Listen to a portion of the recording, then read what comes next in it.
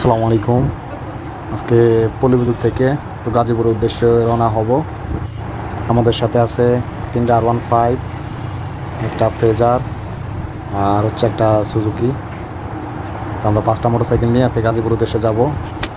ও আমরা সবাই হেলমেট নিয়ে বের হয়েছি। হেলমেট খুবই গুরুত্বপূর্ণ একটি জিনিস, আপনারাও সাথে অবশ্যই হেলমেট ইউজ করবেন।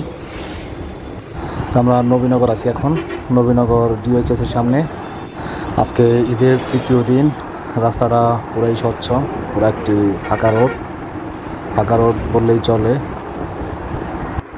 এই ভবনগুলো আমাদের ডিওএইচএসের ভিতরের যে ভবনগুলো, সেই ভবনগুলো খুবই সুন্দর, ভিতরের পরিবেশটা অনেক সুন্দর।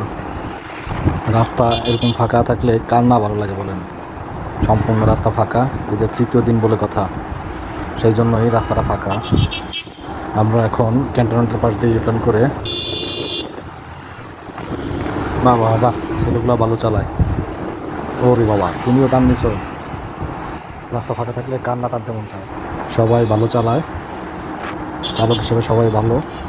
কিন্তু মেন রোডগুলোতে বাস না থাকলেও ভাই রিক্সার অভাব নাই, প্রচুর রিক্সা। দেখেন কি অবস্থা, তারা যে কোন পাশে যাইবো নিজেরাও বোঝে না, একবার ডাইনে একবার বামে।